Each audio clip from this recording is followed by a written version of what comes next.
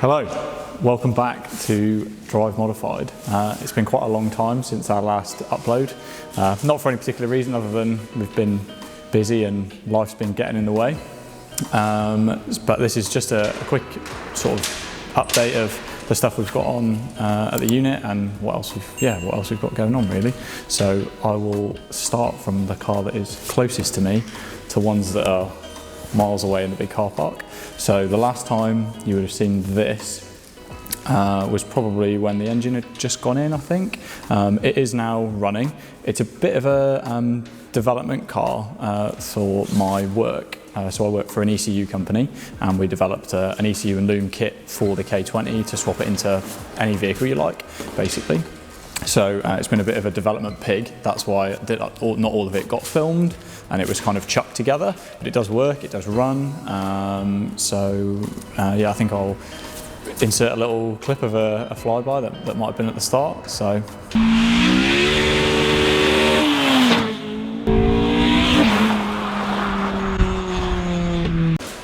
the plan with this going forward is now all the development and clever stuff is done. We're going to take it all out. So engine gearbox, the whole lot, exhaust, you name it.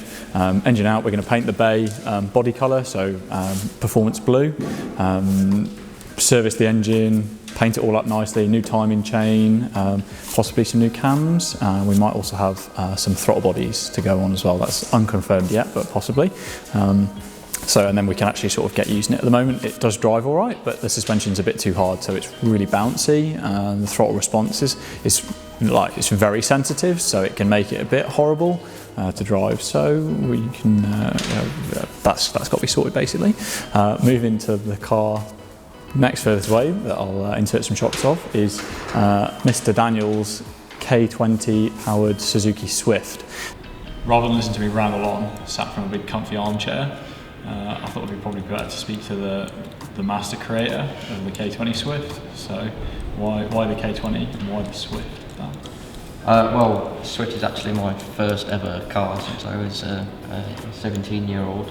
Owned this car for nearly 5 years now, and pre-lockdown I was actually set on I want a Honda EP3. Purely because you've got the K20 and that, and I wanted to experience the K20. Obviously with the rocket prices of Honda EP3s, I thought why best not than to create this Suzuki Swift K20 swap. I think I paid about £1,000 for the whole car that we then stripped and got the engine out. So that was a bit of a bargain at the time, but the car was horrible. I think you paid a little over like 1,400 quid for engine and gearbox, but you had a lot more paperwork than I had with mine, so probably spent about the same in terms of what we've done, in terms of engine wise anyway. Yeah, a pretty well maintained, lowish mileage, about 110k miles, came with decent receipts like you say. It had the chain done and a couple of sensors and seals. It did not look like this when I bought it. I've obviously had all the ancillary stripped, resprayed it all, the nice silver. Yeah, just a general refurbishment. Nothing internally has been changed. Done some seals, but it looks nice and presentable now. It's to the standard that I'd like it at, really. We're sort of at the point where it's mounted roughly where it wants to be in the engine bay. So in terms of clearance to the bonnet and the clearance to the subframe is all nice. All the drive shafts seem to sort of line up.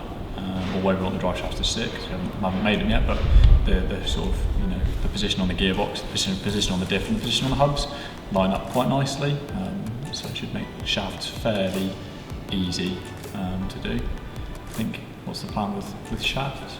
The shaft's pretty simple, so I bought some Honda ones for the Honda side of things, and then Suzuki Swift Sport ones for the hub side of things. Just chop them into some steel bar. Luckily they're both shafts are the same diameter, so it's just the same piece of steel tube across the two, tack weld it and then send it off to some boys. Take it to a shaft shop and just say, yes please. Some nice custom shafts, which isn't the most ideal thing in the world because they're not an off-the-shelf item, but you can't do things like this and expect to have we tried to make things as reliable as we can. Like we've used the standard Honda mount on the gearbox side, which is pretty mint, to be honest.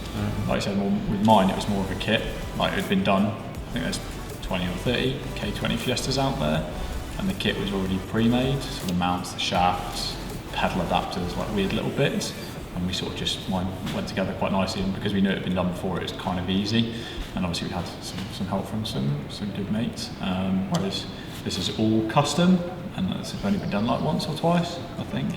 And there's no documentation on it or anything like that. It's just sort of have a go heroes. So yeah, but we were doing quite a lot of chassis prep. I'd say getting rid of rust and just making it a nice car to put it in, because obviously it's what plate was it, like 53 or something? 57. Yeah, 2007. So yeah, originally 1.3, yeah, 9,000 miles. Yeah, but it's a solid base. Yeah, solid as Suzuki can be. It's very tinny. So going forward, we'll try and film a lot more detail on this and sort of how it's going. So we've got, obviously there's still a ton of work to do. The engine's kind of in, and if we dropped the wiring loom that we've got for it, it would probably fire up as it is, probably with some fuel lines and stuff. But yeah, there's still a chunk of work to do. So there's plenty of episodes to come on this one. Moving on to Brad's Fiesta, pretty much the same as it was when we last saw it, pretty much. Bar, as Brad would call it, the big gay stripe. Yeah, so fairly tame sort of spec, just some coilovers, wheels, exhaust, seats and harnesses. So just a nice sort of fast road spec, I suppose. I think generally the plan with this is to fit some cams and inlet and hopefully get to 200. That's a bit of like a Mark 6 ST milestone, is 200 for the Duratex. Generally cams, exhaust, intake, and I think that's it in a map. Generally sees 200 on a healthy engine.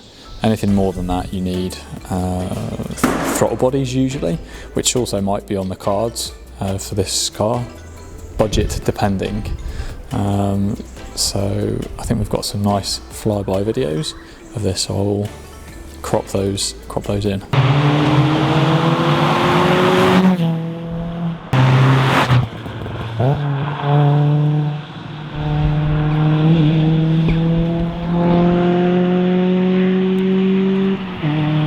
So moving from the cool cars to the less cool cars, these are our daily sheds, bought from Copart. So this is Brad's 320D. I think he paid 2,800 for it, roughly. Minor front wing damage, so it needed a wing and I think a headlight, and that was it. The big issue really with this was the timing chain, so it was rattling quite badly, which is quite a common failure, bit of a pain. So we ended up fitting a new timing chain, which was I think in a proper garage with a proper lift you can do it not taking the engine out. We had to take the engine and gearbox out, so it took us the best part of 2 days, having not done it before, but it is now fixed pretty much, apart from embarrassingly we put an engine mount in the wrong way round, so it caused a pretty horrendous vibration. It took us best part of 2 days to find that. So after Brad bought this off Copart, I bought something similar off Copart. So I wanted a little bit more power than the 320D had, so I got a 330D. Again, similar sort of damage, apart from mine was slightly worse in that it needed a front wing. The bumper's still slightly damaged, as you can see, but it did actually trigger the driver's airbag, which was a bit of a pain. Airbag and seatbelt pretensioners, so all of those had to be replaced along with the battery safety terminal. It still has got a bit of light front end damage. The panel gaps are a bit horrible, just on the one corner, but again, not bad for 1,800 quid off Copart. So this is a little Fiesta Zetec S S1600 that we bought again off Copart to try and flip. It's pretty clean. I think it's Cat N, so N for non-structural. I think it had a minor front end knock, so the bonnet's a little bit sort of bent and a bit horrible. There's nothing sort of obviously smashed, but the bonnet does look pretty horrible. So I think we're going to try and put a new bonnet on it, fresh MOT, 2 new tyres and a wheel bearing, and then get it on its way. Again, paid I think 2,100 quid, and they go for about between 3 and 4 on eBay depending on the condition. Has got a full service history in the glove box, unbelievably, so sometimes with Copart you absolutely luck out. So on both, I think both mine and Brad's BMWs, full service history in the glove box. The van next to it, because it being a British Gas, so fleet vehicle, full service history in the glove box as well, and for sort of Michelin tyres. So obviously fleet vehicles are meticulously maintained. So anyone who's looking for a van, Copart is the place to look, especially the British Gas ones. Obviously, the blue, you either love it or hate it, and obviously the bonnet might need a bit of a polish, so people don't think you're a disgruntled British Gas ex-employee, but otherwise pretty clean. The tyre is covered in paint, annoyingly, when we accidentally drove over a paint bucket, so we'll possibly have to sort of work out how to clean the tyre, but other than that it's pretty good. And then the final car that we need to get rid of is my girlfriend's old Mark 6 ST. It's actually a really nice little car. It looks pretty grubby and horrible, but again, had an engine rebuild about 100k I think, and it's on about 120. So we'll just sort of, I think I'm going to try and put it back to standard. So on original 17-inch wheels, put the standard exhaust back on, and just give it a very good, get rid of the stripe and just make it sort of nice, really polish the headlights, etc., and get it gone. Just so we've not got a car here. But I think that's it, pretty much, in terms of the cars that we've got.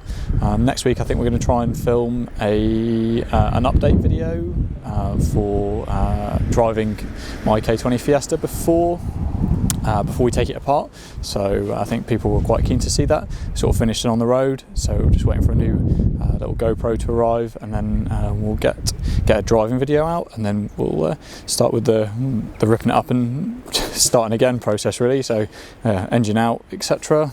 So yeah, see you in the next one.